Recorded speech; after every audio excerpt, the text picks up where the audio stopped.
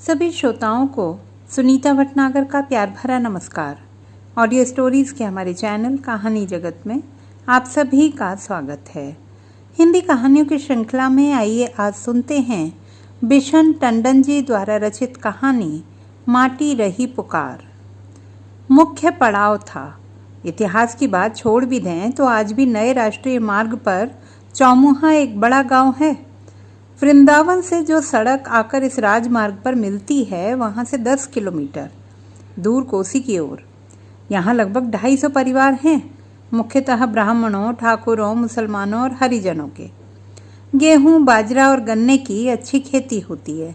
खेती बाड़ी के लिए ही नहीं, रहन सहन, मेल मिलाप, आपसी भाईचारे के लिए भी चौमुहा की चर्चा आसपास के गांवों में होती रहती है। इसी गांव में बशीर का जन्म हुआ था। जिस परिवार में बशीर ने जन्म लिया वह अपेक्षाकृत खुशहाल था।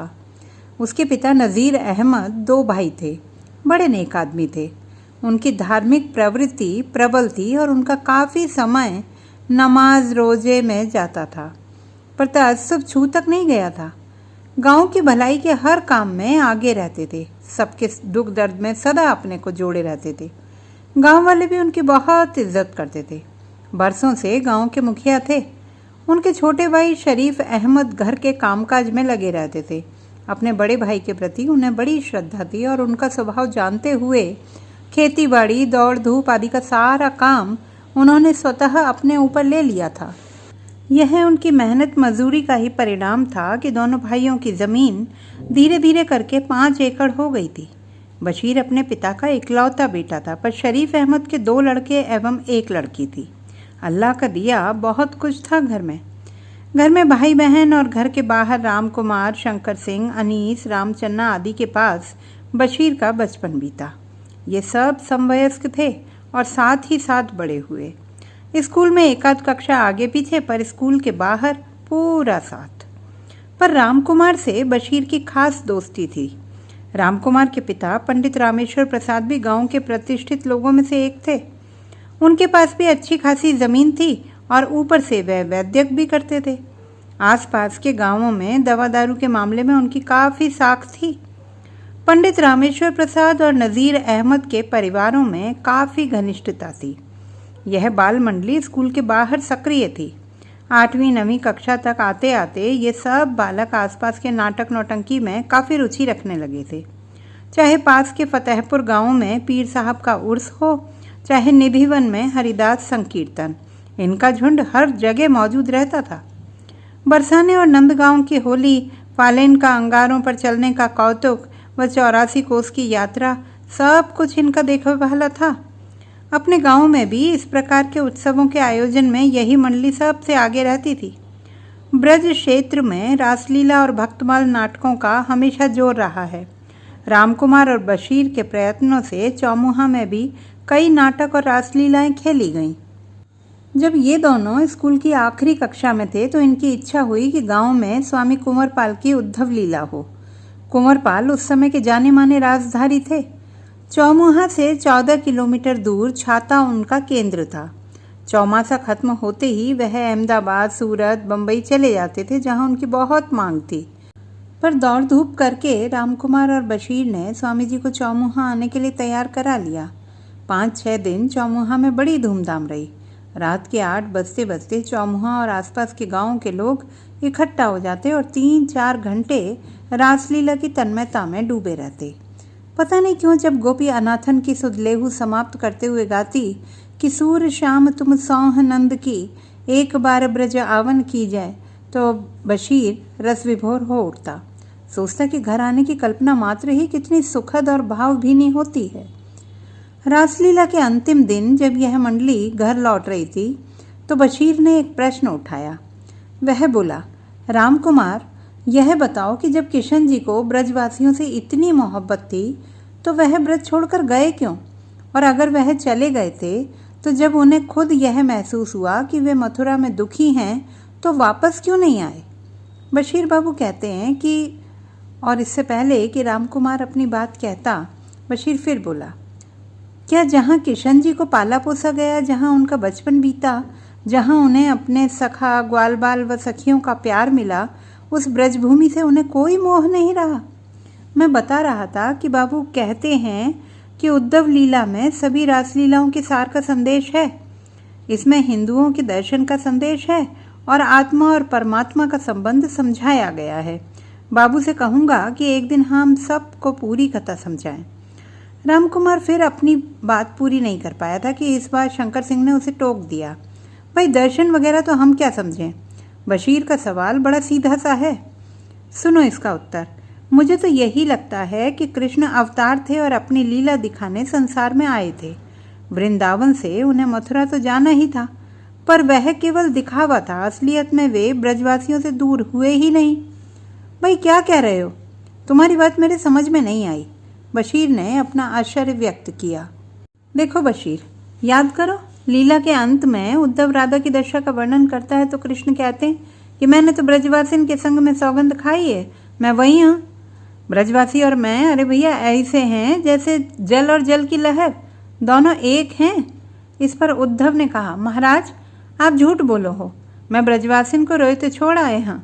इस पर भगवान ने कहा कि तो को सांच नहीं आवे तो तू अपनी आंखें मूंद ले, मैं तो को अबई ब्रजवासिन के संग में दर्शन कराऊं।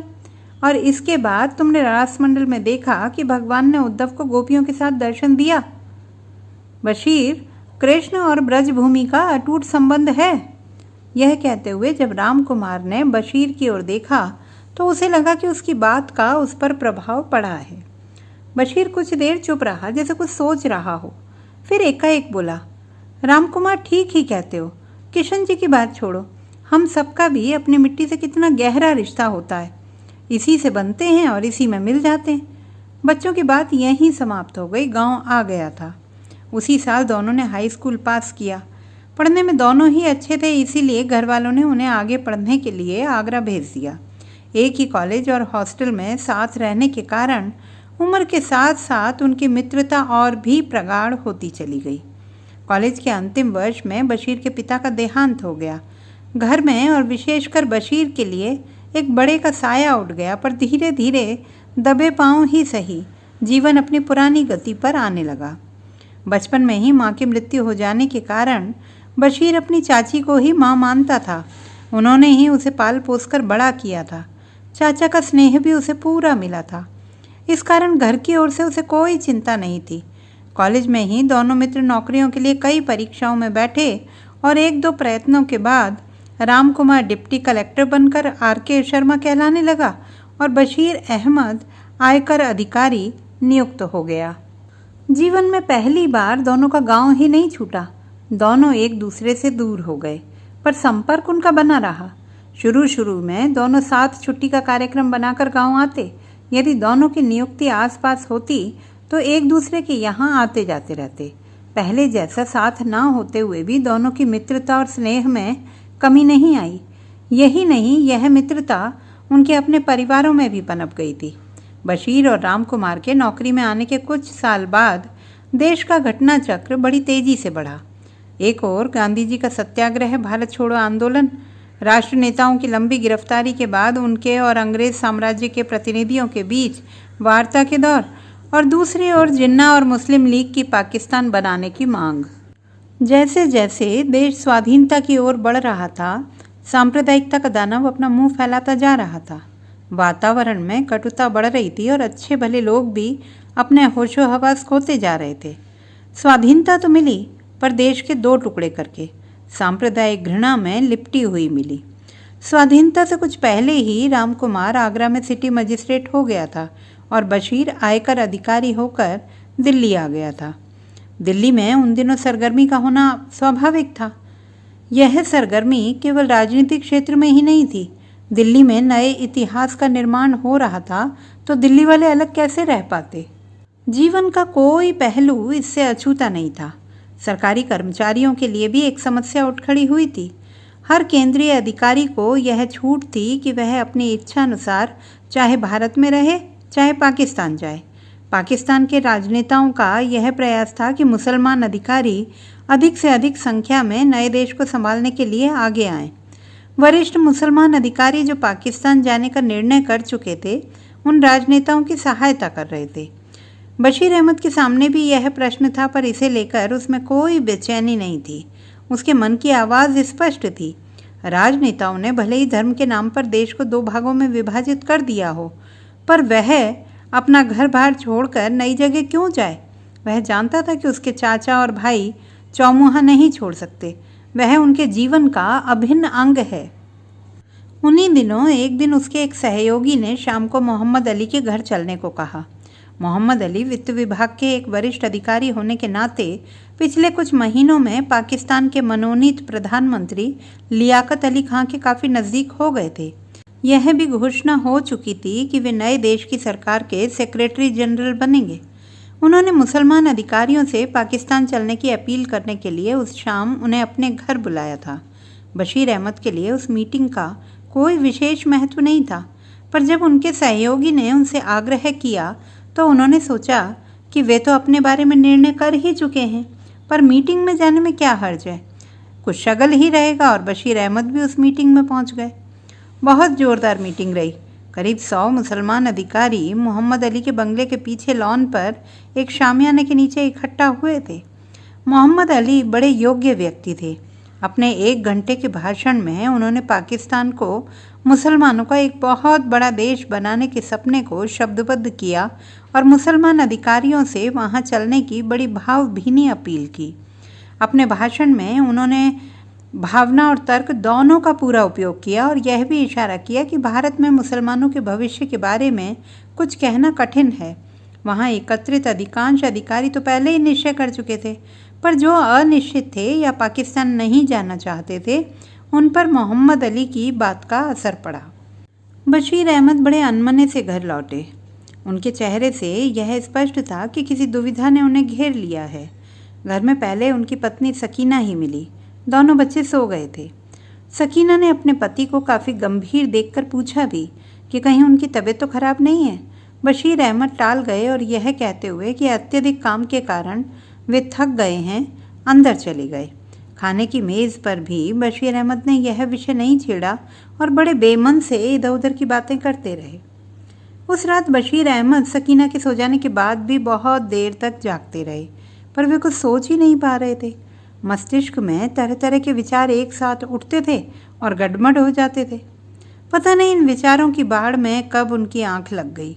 सपने में उन्हें चौमुहा का अपना मकान, पंडित रामेश्वर प्रसाद की हवेली, लहलहाते गेहूं और गन्ने के खेत दिखाई देते रहे। फिर उस गांव का कब्रिस्तान दिखाई दिया जिसमें वे अपने बाबा और पिता की कब्रों को ढूंढने लगे। जैसे ही उनकी नज़र बराबर बराबर बनी उन 2 कब्रों पर आकर रुकी, उनकी आंख खुल गई। भोर हो गई थी। कई दिन तक बशीर अहमद का मन भारी रहा। धीरे धीरे वे अंदर से सहज होते जा रहे थे। उन्हें फिर लगने लगा था कि निर्णय क्या लेना है।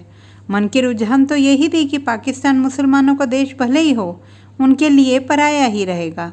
पर फिर एक हल्का सा धमाका हुआ, इस बार सकीना की ओर से। सकीना की पृष्ठभूमि कुछ भिन्न थी। उसके पिता डिप्टी कलेक्टर थे। कभी गांव के रहे थे, पर इधर पूरी तरह शहर वाले हो गए थे। गांव से संबंध नाम मात्र का ही रह गया था। आपसी बंटवारे में गांव की घर जमीन उन्होंने अपने चचेरे भाइयों को दे दी थी। अपने लिए इलाहाबाद में एक कोठी बनवा ली थी। वहीं उनके साले अफसर हुसैन हाई कोर्ट के जज होकर आ गए थे। ICS अफसर होने के अलावा अफसर हुसैन बड़े ज़मींदार भी थे। बहुत मज़े की ज़िंदगी थी, पर पाकिस्तान बनने पर उन्हें लगा कि नए मुल्क में उनकी बहुत तरक्की हो सकती है। उनकी वरिष्ठता के केवल 1-2 अधिकारी ही पाकिस्तान में होंगे। पाकिस्तान के राजनेताओं ने उन्हें देश में किसी ऊंचे पद पर नियुक्ति का आश्वासन भी दे दिया था। अफसर हुसैन एक दिन दिल्ली आए। अपना काम निपटाने के बाद दोपहर को ही बशीर अहमद के घर चले आए। बशीर अहमद दफ्तर में थे। सकीना से ही पहले भेंट हुई। बड़ी देर तक दोनों में बातचीत होती रही। अफसर हुसैन ने सकीना से अपने पाकिस्तान जाने की बात बताई। यह भी बताया कि वे इस कोशिश में लगे हैं कि सकीना के पिता को भी पाकिस्तान में कलेक्टर बनवा दें। उम्मीद थी कि इसमें कामयाब हो जाएंगे। इसी संदर्भ में उन्होंने सकीना को भी यह सलाह दी कि बशीर अहमद को भी पाकिस्तान चलना चाहिए। उन्होंने बड़ी तफसील से सकीना को समझाया कि क्यों मुसलमानों को पाकिस्तान जाने में ही भला है। शाम को अफसर हुसैन की बशीर से मुलाकात तो हुई, पर उन्हें इलाहाबाद की गाड़ी पकड़नी थी, इसलिए पाकिस्तान जाने के बारे में कोई बात ही नहीं हुई। पर उनके जाने के बाद रात में सकीना ने बशीर अहमद से यह बात छेड़ी थी। बशीर ने सकीना को पूरी स्थिति समझाते हुए यही सलाह दी कि अपना घर अपना ही होता है, पर सकीना पर कोई प्रभाव नहीं पड़ा और जैसे जैसे तर्क बढ़ता गया वह पाकिस्तान जाने की जिद पकड़ती गई। उसने एक एक करके बशीर के कई सहयोगियों के नाम गिनाए जो अपने पाकिस्तान जाने के निश्चय से बहुत प्रसन्न थे। उस रात तो खैर यह प्रसंग अच्छा सोचेंगे पर समाप्त हो गया, पर बात बढ़ती ही गई। जैसे जैसे बशीर अहमद का अंतर्द्वंद्व बढ़ा, सकीना की जिद भी बढ़ती गई। बशीर के मन को झकझोरने का काम बाहर वालों ने शुरू किया था, पर अब आक्रमण घर के अंदर से ही हो रहा था।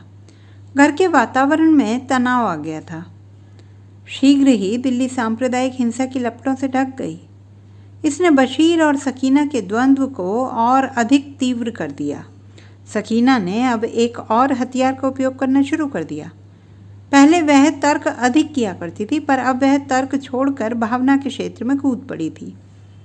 वह बशीर से अपने दोनों बच्चों नसीर और सीमा का वास्ता देखकर कहती थी कि इनका भविष्य क्या होगा, और अंत में बशीर अहमद को हथियार डालने पड़े। उन्होंने ऑफिस में पाकिस्तान जाने वाले अधिकारियों में अपना नाम दे दिया। पाकिस्तान जाने से पहले वे गांव जाकर अपने घर वालों से मिलना चाहते थे, पर उनकी मनोदशा जानते हुए सकीना ने उन्हें चौमुहा नहीं जाने दिया। एक पत्र में शरीफ अहमद को खबर भेज दी कि 15-20 दिन बाद वे लोग पाकिस्तान चले जाएंगे। शरीफ अहमद को जब यह खबर मिली तो उन्हें गहरा धक्का लगा। उनके छोटे बेटे ने, जो आगरा में पढ़ रहा था, 1-2 बार पाकिस्तान जाने की बात उठाई थी, पर बशीर से उन्हें इस तरह की कोई आशा नहीं थी। चौमुहा गांव के 2-4 व्यक्तियों को छोड़कर कोई पाकिस्तान नहीं गया था। भीतर ही भीतर कोई शरीफ अहमद से कह रहा था कि बशीर अपने मन से ऐसा नहीं कर सकता, ज़रूर कोई भारी दबाव उस पर पड़ा है। वे दिल्ली जाएंगे, दंगे फिसाद की उन्हें कोई चिंता नहीं, बशीर को समझा बुझाकर मना लेंगे। उन्होंने कभी बशीर और अपने बेटे में फ़र्क नहीं समझा था। उनके लिए बशीर ही उनका सबसे बड़ा बेटा था और बशीर भी तो उनके लड़कों को अपना सगा ही मानता था। उस बशीर को वे कैसे जाने दे सकते थे। दूसरे दिन सुबह ही दिल्ली जाने का कार्यक्रम बनाते हुए उन्हें रामकुमार की याद आई। उन्होंने सोचा कि अच्छा हो यदि रामकुमार भी उनके साथ दिल्ली चले। बशीर और रामकुमार में आज भी बचपन वाला स्नेह था। अकेले बशीर को समझाने की जगह यदि रामकुमार भी उस समय हो तो बशीर पर असर अवश्य पड़ेगा। दूसरे दिन सुबह दिल्ली न जाकर शरीफ अहमद आगरा गए। रास्ते में बस खराब हो जाने के कारण जब वे रामकुमार के घर पहुंचे तो छुटपुटा हो रहा था। रामकुमार घर पर नहीं थे, पर उसकी पत्नी ने शरीफ अहमद के ठहरने का सब प्रबंध मेहमान खाने में कर दिया। रामकुमार काफ़ी देर से घर आया और शरीफ अहमद को देखकर बड़ा प्रसन्न हुआ, पर यह प्रसन्नता बहुत देर तक नहीं रह सकी। साथ खाना खाते हुए जब शरीफ अहमद ने रामकुमार को अपने आने का कारण बताया तो रामकुमार बहुत दुखी हो गया। 5-6 महीने पहले वह 2-3 दिन के लिए दिल्ली गया था, बशीर के साथ ही ठहरा था। बशीर और सकीना की बातों से उसे तनिक भी आभास नहीं हुआ कि वे पाकिस्तान जाने की सोच सकते हैं। देश की स्थिति से दोनों ही दुखी हो रहे थे, पर लौट फेर कर वे बीते दिनों की सुखद यादों में डूब जाते थे। क्योंकि दोनों ही चौमुहा के निकट ही नियुक्त थे, इसलिए यह कार्यक्रम भी बना था कि दोनों अगले जाड़ों में कुछ दिन निकाल कर सपरिवार चौमुहा आकर छुट्टी मनाएंगे। आगरा लौटने पर रामकुमार बुरी तरह व्यस्त हो गया। सांप्रदायिक हिंसा और तनाव के कारण जिला प्रशासन का काम बहुत बढ़ गया था। इस बीच बशीर से संपर्क नहीं हुआ, और जब आज शरीफ अहमद आए तो बशीर के बारे में ऐसी खबर लेकर। उन दिनों आगरा छोड़ना उसके लिए कठिन था, फिर भी वह शरीफ अहमद के साथ दूसरे दिन ही दिल्ली जाने को तैयार हो गया। फ़ोन पर ही कलेक्टर से दिन भर के लिए आगरा से बाहर रहने की अनुमति मांग ली थी। दिल्ली पहुंचकर शरीफ अहमद और रामकुमार ने बशीर और सकीना को समझाने की बहुत कोशिश की। वे दोनों जान गए कि समझाना बशीर को नहीं, सकीना को था। सकीना शरीफ अहमद से पर्दा करती थी, इसलिए उससे रामकुमार को ही बात करनी पड़ी। सकीना का एक ही तर्क था कि सांप्रदायिकता के तथ्य से इनकार नहीं किया जा सकता। देश का बंटवारा इसी सांप्रदायिकता के आधार पर हुआ है। पाकिस्तान बनाने के बाद हिंदुस्तान के मुसलमान बेसहारा हो गए हैं। धीरे धीरे उनका अलगाव बढ़ता जाएगा। उनका तो कुछ नहीं, पर उनके बच्चों का क्या होगा? सकीना का हर तर्क बच्चों पर आकर समाप्त होता था। बहुत रात गए तक बातचीत होती रही, पर सकीना पर कोई प्रभाव नहीं पड़ा। बशीर के उदास चेहरे और सूनी आंखों से यह स्पष्ट था कि वह अपने को कितना कमज़ोर और असहाय पा रहा था। दूसरे दिन सुबह शरीफ अहमद और राम कुमार वापस चले आए। बशीर का घर छोड़ते समय दोनों की आंखें डबडबा रही थीं और बशीर ने भी अपनी आंखों की नमी अपने चाचा और बालसखा से छिपाने का बिल्कुल प्रयत्न नहीं किया था। पाकिस्तान में बशीर अहमद की सबसे पहली नियुक्ति रावलपिंडी में असिस्टेंट कमिश्नर के पद पर हुई। सकीना संतुष्ट थी, उसके पति की पदोन्नति हो गई थी, रहने को बड़ा बंगला मिला था, बच्चों का अच्छे स्कूल में बिना कठिनाई दाखिला हो गया था, धीरे धीरे नया घर बस रहा था। पर बशीर अहमद बुझे बुझे रहते। वे अपने को एक ऐसा पौधा समझते जिसे ज़मीन से उखाड़ कर एक गुलदस्ते में लगाकर ड्राइंग रूम की सजावट के लिए रख लिया गया हो। उनकी जड़ें फिर से लग सकेंगी, यह सब सकीना से छिपा नहीं था। वह जानती थी कि इस नए वातावरण में बशीर अहमद का अंतर कितना रीता था, पर वह यह भी जानती थी कि वक्त बहुत बड़ा मरहम होता है, समय से सब ठीक हो जाएगा। बशीर अहमद ने अपने को पूरी तरह काम में झोंक दिया था। दफ्तर के काम के अलावा जैसे उनके जीवन में कुछ बचा ही ना हो। जैसे जैसे तरक्की होती जाती वे अपने को और अधिक काम में लपेट लेते थे। असिस्टेंट से डिप्टी और फिर कमिश्नर बनने में उन्हें अधिक समय नहीं लगा। अपने विभाग में ही नहीं, सरकार में उनकी साख और पूछ थी। घर में भी अच्छी प्रगति हुई। लड़की की शादी हो गई और लड़का भी अच्छी नौकरी में जम गया। लाहौर में उन्होंने एक कोठी भी बना ली। किसी को यह नहीं लग सकता था कि उन्होंने अपनी नई परिस्थितियों से पूरी तरह समझौता नहीं कर लिया है। पिछले 15 सालों में वे हिंदुस्तान नहीं आए थे। परिस्थितियाँ ही कुछ ऐसी बनती रहीं। हाँ, अपने परिवार से संपर्क बना रहा था। चाचा तो नहीं, पर उनके दोनों लड़के उनके घर आकर ठहर चुके थे। अपनी कोठी बनवाते समय उन्हें चौमुहा की याद बुरी तरह सताती रही। चाचा की याद खास तौर से बढ़ती जा रही थी। चाचा बहुत वृद्ध हो गए थे, कभी भी कुछ भी हो सकता था। कुछ समय बाद परिस्थितियां ऐसी सुधरीं कि हिंदुस्तान जाने में उन्हें कोई कठिनाई न थी। अजमेर दरगाह की जियारत के लिए उन्होंने 1 महीने की छुट्टी ले ली थी। अजमेर के अलावा दिल्ली, बुलंदशहर और मथुरा का वीज़ा भी ले लिया था। पहले तो सीधे अजमेर ही जाना पड़ा, पर वहाँ से लौट कर दिल्ली आने पर वे अपने गाँव गए। इतने वर्षों बाद चौमुहा आने पर स्वाभाविक था कि वे और उनके परिवार वाले स्वयं ही नहीं, गांव के और लोग भी बाहुविवल हो जाते। शरीफ अहमद का तो क्या, जैसे उनकी ज़िंदगी में मानो कुछ वर्ष और जुड़ गए हों। बस उन्हें एक ही बात का दुख था कि बाल बच्चे बशीर के साथ नहीं आए थे। बशीर को उन्होंने इस बात के लिए उलाहना भी दिया था। बशीर ने वादा किया कि अगली बार वह सबको लेकर आएगा। 6-7 दिन चौमुहा में रहकर बशीर अहमद दिल्ली वापस आ गए। फिर प्रायः वहीं रहे। 2 दिन के लिए बुलंदशहर में रामकुमार के साथ रहे। वे अब वहाँ कलेक्टर थे। उदास मन से बशीर अहमद पाकिस्तान लौटे। कुछ महीने बाद शरीफ अहमद की मृत्यु का समाचार मिला। बशीर अहमद के व्यक्तित्व का एक बड़ा अंश उनसे अलग हो गया, पर दफ्तर और घर के कामकाज में लिपटे वक्त कटता रहा।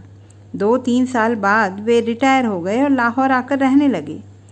नसीर तो पिछले कुछ सालों से वहीं था। सीमा और उसके पति कराची में थे। उनके बच्चे बड़े हो रहे थे, कभी कभी लाहौर आते जाते रहते थे।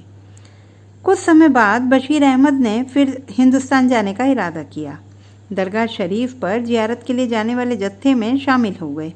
सोचा था जियारत के बाद चौमुहा जाएंगे। सीमा के 17 साल के लड़के शमीम को साथ कर लिया था, पर दुर्भाग्यवश इस बार अजमेर के अलावा किसी और जगह जाने की इजाज़त नहीं मिली। दुख हुआ, पर प्रोग्राम रद्द नहीं किया। चौमुहा में अपने भाइयों को लिख दिया कि दिल्ली या अजमेर आकर मिल लें। अजमेर से दिल्ली लौटने पर जियारत वाले जत्थे को सख्त ताकीद कर दी गई थी कि कोई भी दिल्ली शहर में ना जाए। अगले 20-22 घंटे उन सबको स्टेशन पर ही बिताने थे, जिसके लिए थोड़ी बहुत सुविधाएं भी उपलब्ध करा दी गई थी, पर कुछ लोगों का मन नहीं माना। वे स्टेशन छोड़कर जामा मस्जिद चले गए। शमीम की जिद के कारण बशीर अहमद को भी जाना पड़ा। वहाँ इन सब को पुलिस ने पकड़ लिया। उन दिनों जामा मस्जिद के इलाके में अशफाक हुसैन का काफ़ी प्रभाव था। वे दिल्ली के जाने माने नेता थे और राजनीति के अलावा इस इलाके की गतिविधियों में काफ़ी दिलचस्पी रखते थे। पाकिस्तानियों की गिरफ्तारी के बाद कुछ लोग अशफाक साहब के पास मदद के लिए पहुंचे थे। अशफाक साहब ने दौड़ धूप करके इन सब की जमानत करवा दी, पर बशीर अहमद की समस्या कुछ और भी थी। जब तक मुकदमा ना हो जाए वे पाकिस्तान नहीं लौट सकते थे और पाकिस्तान उन्हें जल्दी पहुंचना था। सीमा की लड़की की शादी थी। बशीर अहमद ने यह सारी बात जब अशफाक साहब से बताई तो उन्होंने कहा, डिप्टी कमिश्नर ही कुछ मदद कर सकते हैं, उनसे कल सुबह मिलने चलेंगे। दूसरे दिन डिप्टी कमिश्नर ने अशफाक साहब का बड़ी सद्भावना से स्वागत किया। अशफाक साहब के साथियों पर इसका प्रभाव पड़ा।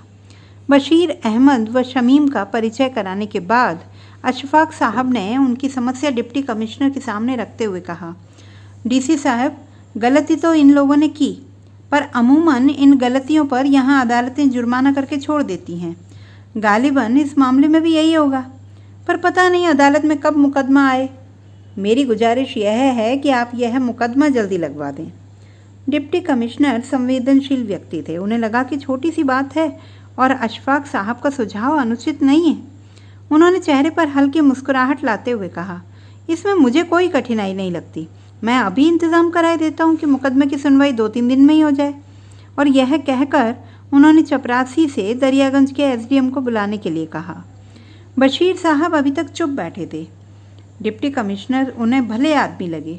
बजाय अशफाक साहब के वे खुद बोले, क्या बताऊं डीसी साहब, गलती हो ही गई, वरना मैं भी बड़ी बड़ी पोस्ट पर रहा हूँ। मुझे लड़ना नहीं, सच बात मानने में मुझे कोई परेशानी नहीं है। मैं मुकदमा जल्दी लगवाने की बात भी नहीं उठाता यदि इसके, शमीम की तरफ इशारा करते हुए, बहन की शादी नहीं होती। यह मेरा नवासा है। इतने में दरियागंज का मजिस्ट्रेट डिप्टी कमिश्नर के कमरे में आ गया था। डिप्टी कमिश्नर ने उनसे सलाह की और तय हुआ कि क्योंकि इकबाल का मामला है, पुलिस को तफ्तीश में वक्त नहीं लगाना चाहिए। 2 दिन बाद मुकदमे की सुनवाई होना निश्चित हो गया। बशीर अहमद ने डिप्टी कमिश्नर को शुक्रिया और दुआ देते हुए वहां से विदा ली। लेकिन उसी संध्या को बशीर अहमद को दिल का दौरा पड़ा और उन्हें इरविन अस्पताल में भर्ती कर लिया गया। अशफाक साहब ने फ़ोन पर ही डिप्टी कमिश्नर को स्थिति समझाते हुए यह कहा कि मुकदमे को कुछ दिन के लिए स्थगित करना पड़ेगा। रात बीतते बीतते बशीर अहमद जान गए कि उनकी हालत अच्छी नहीं है और उनका अंत आ गया है। लाहौर भी खबर कर दी गई। वे अपना मन अल्लाह में लगाने का प्रयत्न करते रहे और उनके मस्तिष्क पटल पर चौमुहा ही घूमता रहा। एक एक करके बहुत सी घटनाओं की आकृतियाँ उनके अंदर बन बिगड़ रही थीं। बार बार उन्हें चौमुहा का कब्रिस्तान दिखाई दे रहा था, जहाँ उनके बाबा, पिता और चाचा की कब्रें थीं। जब उनकी बेचैनी बढ़ी तो इशारे से उन्होंने शमीम को अपने पास बुलाकर कहा, बेटा, मेरा वक्त पूरा हो रहा है। शमीम ने कुछ कहना चाहा, पर उन्होंने उसे चुप कर दिया और अपनी बात ही कहते रहे। मेरी एक ही ख्वाहिश है और इसमें डीसी साहब ही मदद कर सकते हैं। बड़े नेक आदमी हैं, अल्लाह उनकी खैर करे। तुम उनके पास जाओ और कहो कि मेरी मौत के बाद वे मेरी मिट्टी को चौमुहा ले जाने की इजाज़त दे दें। चौमुहा की मिट्टी मुझे पुकार रही है। मुझे वहीं मेरे खालिद और चाचा की कब्रों के पास दफनाया जाए। तुम उनके पास अभी जाओ। शमीम की आंखें भर आईं। उसने उठकर जाने की कोई कोशिश नहीं की। जब उनके नाना ने उससे इशारे से फिर अपना आग्रह दोहराया तो उसे वहाँ से जाना ही पड़ा। शमीम अकेला ही 30 हजारी गया।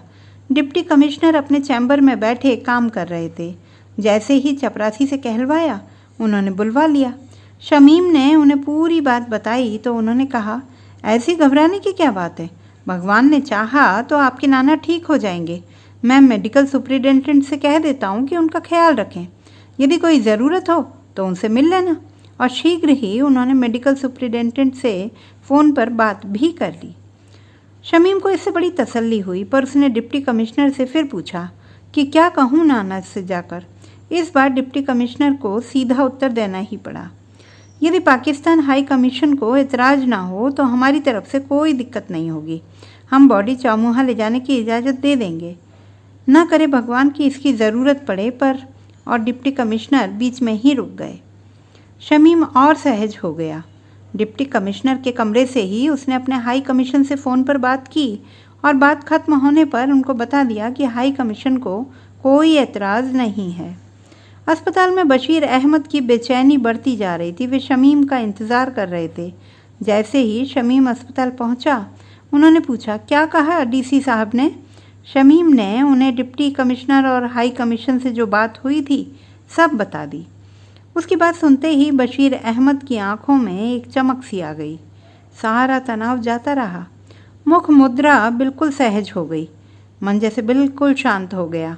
शमीम को लगा कि नाना की तबीयत ठीक हो रही है। शमीम ने देखा कि नाना उसे बड़े प्यार से देखे जा रहे हैं। बशीर अहमद ने शमीम को अपने पास बुलाकर बैठा लिया और धीरे धीरे स्नेह से अपना हाथ उसके सिर पर फेरने लगे।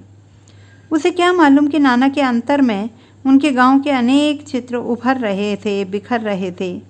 स्मृति पटल पर चौमुहा ही छाया हुआ था। पर कुछ ही क्षणों में बशीर अहमद की गर्दन एक तरफ लुढ़क गई और उनका हाथ शमीम के सिर से गिरकर नीचे आ गया। तो दोस्तों, ये थी हमारी आज की कहानी। आपको कैसी लगी कमेंट बॉक्स में लिखना ना भूलें। चैनल को सब्सक्राइब करें, लाइक करें और मित्रों के साथ शेयर करें।